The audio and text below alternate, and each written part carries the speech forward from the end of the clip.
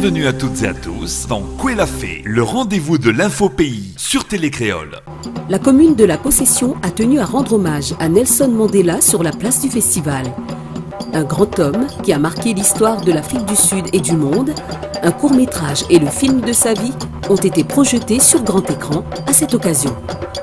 Donc la ville a souhaité s'associer à l'émotion que provoque le premier anniversaire de la mort de Nelson Mandela, le 5 décembre. Et donc cette année a souhaité, au travers d'œuvres artistiques et un documentaire, rappeler l'émotion qu'a pu provoquer il y a un an la disparition de Nelson Mandela.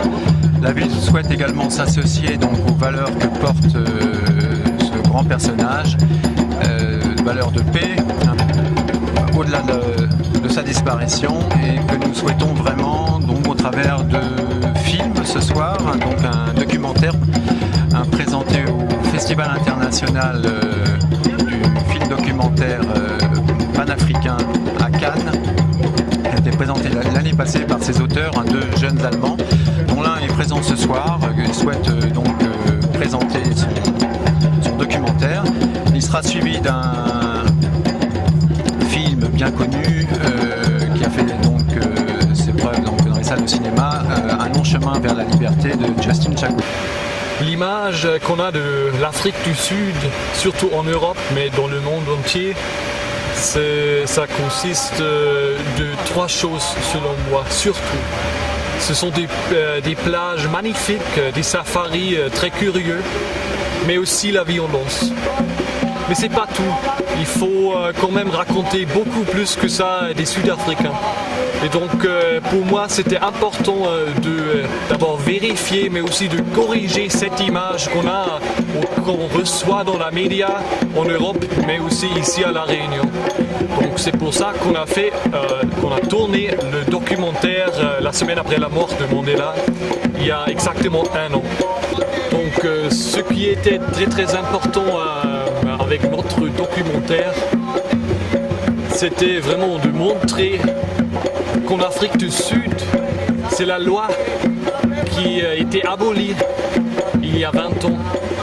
Mais la séparation entre les blancs et les noirs, ça existe encore. Donc est-ce que les conditions de vie en Afrique du Sud, de 80% des Sud-Africains, est-ce qu'elles ont vraiment changé ou pas? Donc c'est ça ce qu'on voulait montrer avec le documentaire, et selon moi, c'est ça qui est important. Mi ça va, mi ça va, mi ça va. Mon pied touche la terre, mon esprit dans les airs. On est venu pour rendre hommage à un grand homme de valeur qui est Nelson Mandela. J'ai écouté la radio et ça m'a interpellée et j'étais intéressée, donc la raison pour laquelle je suis là, c'est pour ça. Parce que je veux dire, Nelson Mandela, c'est un grand homme, il fait partie de ces grands hommes-là. On est là. Il fait partie des gens qui ont marqué l'histoire. Voilà. Et qu'il ne faut pas oublier que ces genres d'événements méritent d'être un peu plus médiatisés, quoi. Parce que je trouve par rapport à sa grande valeur, je trouve que les gens ne se sentent pas concernés. Moi personnellement, ça me tenait à cœur d'être là, quoi. Ça nous a tenu à cœur d'être là, et donc voilà, c'est un plaisir. Nelson Mandela died.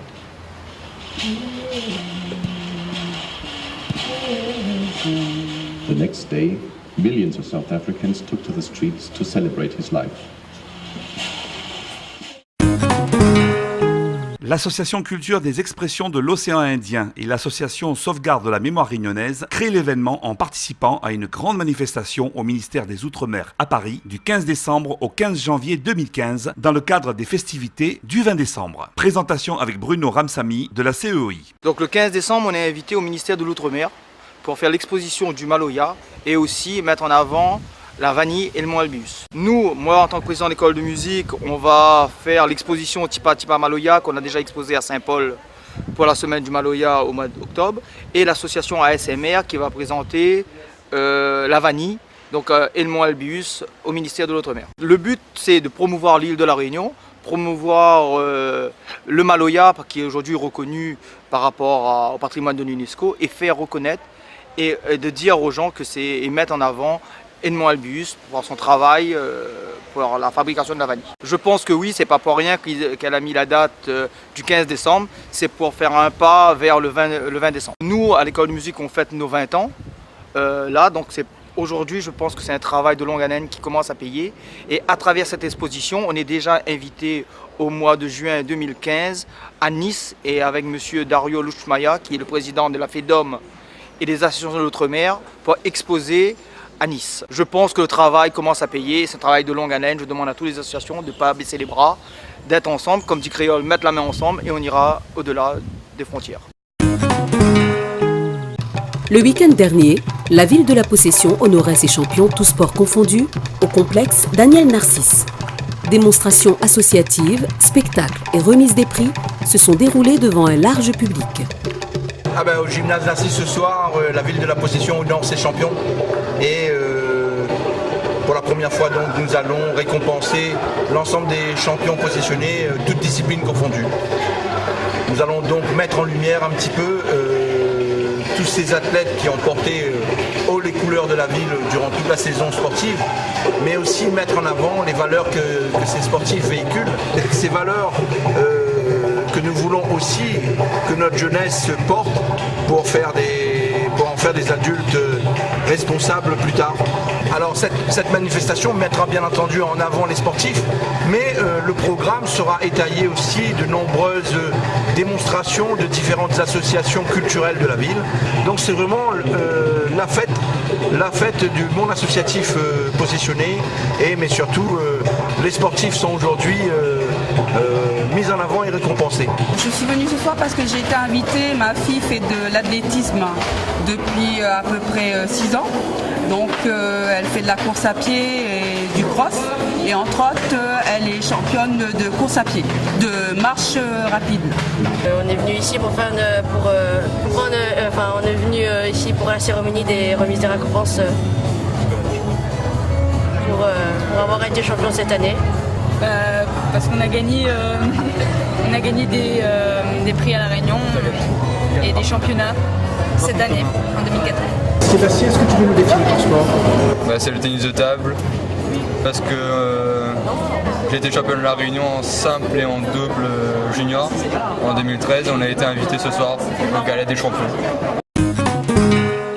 C'est la ville de Sainte-Suzanne qui a accueilli au Bocage pour l'édition 2015 du Téléthon les activités organisées pour cet événement national. Parcours de tir airsoft, canoë-kayak, danse country et objets mis en vente au niveau des stands ont pu permettre de récolter des fonds pour la FM. Alors, donc, nous sommes une association, on fait de l'airsoft, c'est une variante du paintball. C'est quelque chose qui se joue plus en équipe et qui se pratique avec des répliques d'armes à feu. Ça peut paraître un peu réticent lorsqu'on l'entend, lorsqu'on le voit, mais lorsqu'on est dedans, ça développe quelque chose qui est la camaraderie, la fraternité, la bonne ambiance et le fair play. Donc on a décidé aujourd'hui de venir et de représenter, de faire redécouvrir cet airsoft et aussi montrer que c'est accessible aussi aux personnes qui sont handicapées. Alors le principe de l'airsoft, c'est similaire au paintball, deux ou trois équipes s'affrontent pour un objectif, pour le fun, pour le plaisir. On se tire dessus. La nuance avec le paintball, c'est que l'airsoft, il n'y a pas de marquage au niveau des billes, c'est pas des billes de peinture, les billes sont en amidon de maïs, donc elles ne polluent pas. Et lorsqu'on est touché, c'est de notre fair play, par le respect de l'adversaire, qu'on se déclare hors jeu. Allez, tu peux mettre en jeu la cible et au bip tu pars. Hein.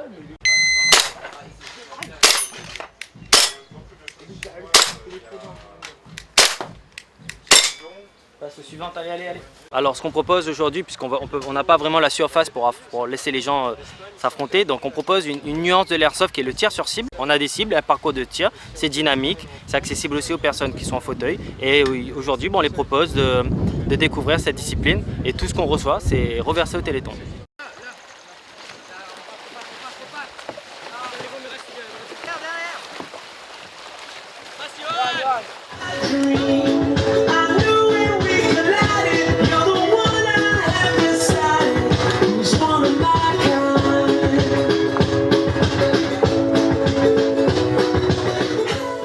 Le stand de l'AFM Téléthon. Et là, il y a en fait donc le service régional de l'AFM, des familles en fait concernées et également la délégation. On propose en fait des t-shirts, des casquettes, mais aussi en fait des objets qui ont été réalisés par des familles de malades et des malades eux-mêmes.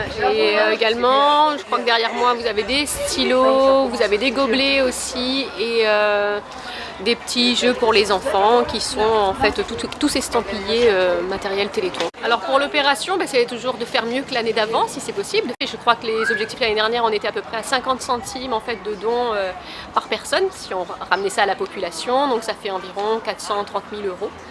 Et donc on aimerait bien arriver à la même chose et si possible dépasser ce montant. Alors tous les fonds sont remontés sur la métropole et ensuite il va y avoir, il y a sur la Réunion en fait un service régional qui comprend 7 salariés et qui à l'année accompagne donc les personnes concernées par des maladies génétiques rares sur toutes les démarches qui sont liées à la maladie, je dirais au handicap pour essayer justement de faciliter leur quotidien.